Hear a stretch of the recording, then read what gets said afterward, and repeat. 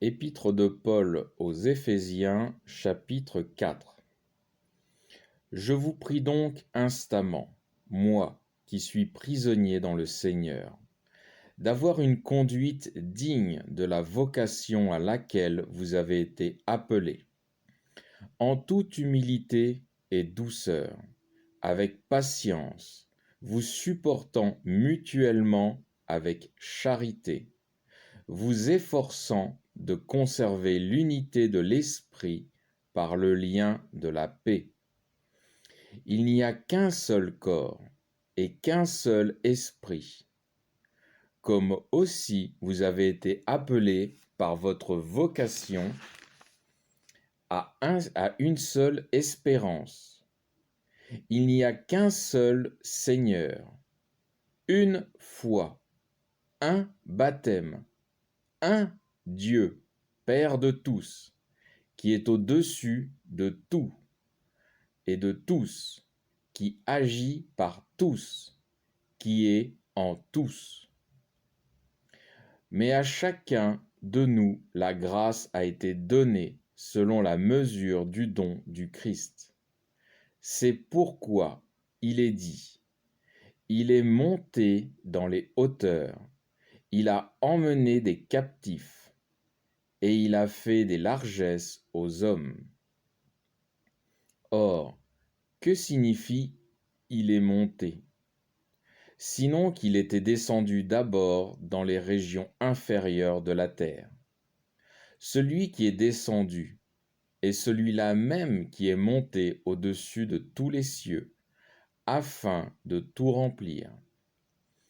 C'est lui aussi qui a fait les uns apôtres, d'autres prophètes, d'autres évangélistes, d'autres pasteurs, d'autres docteurs, en vue du perfectionnement des saints, pour l'œuvre du ministère, pour l'édification du corps du Christ, jusqu'à ce que nous soyons tous parvenus à l'unité de la foi et de la connaissance du Fils de Dieu, à l'état d'homme fait, à la mesure de la stature parfaite du Christ, afin que nous ne soyons plus des enfants, flottant et emportés à tout vent de doctrine, par la tromperie des hommes, par leur astuce pour induire en erreur, mais que, confessant la vérité, nous continuons à croître à tout égard dans la charité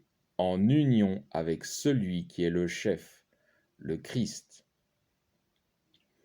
C'est de lui que tout le corps, coordonné et uni par les liens des membres qui se prêtent un mutuel secours et dont chacun opère selon sa mesure d'activité, grandit et se perfectionne dans la charité. Et je fais une parenthèse.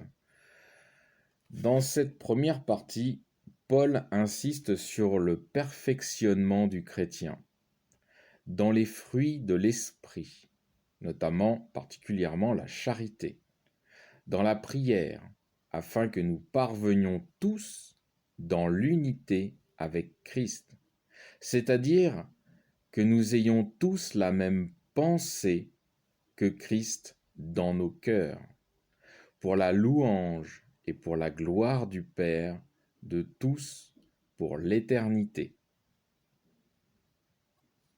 Je poursuis verset 17.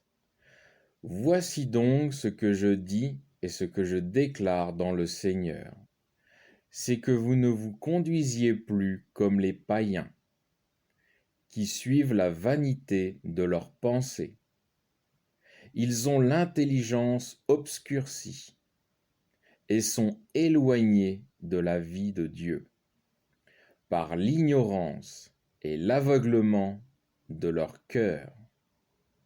Ayant perdu tout sens, ils se sont livrés au désordre, à toute espèce d'impureté, avec une ardeur insatiable. Mais vous, ce n'est pas ainsi que vous avez appris à connaître le Christ, si cependant vous l'avez bien compris, et que vous ayez été instruits suivant la vérité qui est en Jésus, à vous dépouiller en ce qui concerne votre vie passée, du vieil homme corrompu par les convoitises trompeuses, à vous renouveler dans votre esprit et dans vos pensées, et à revêtir l'homme nouveau, créé selon Dieu dans une justice et une sainteté véritables. Alors je fais une autre parenthèse. Alors tout ça, c'est pas évident. Paul dit qu'il nous faut lutter contre nous-mêmes, contre notre nature d'homme pécheur, en laissant mourir l'homme physique et en donnant vie à cette nouvelle personnalité qui a pris vie en nous par le sacrifice du Seigneur Jésus-Christ. C'est une période de formation pour le chrétien, une période de soumission, une période d'obéissance, une période d'endurance, et bien sûr, car il est inévitable de tomber, une période de repentance. Et cette période, c'est notre vie terrestre. Je poursuis verset 25. C'est pourquoi, renonçant au mensonge, parlez selon la vérité, chacun dans ses rapports avec son prochain, car nous sommes membres les uns des autres. Êtes-vous en colère? Ne péchez point. Que le soleil ne se couche point sur votre irritation. Ne donnez pas non plus accès au diable.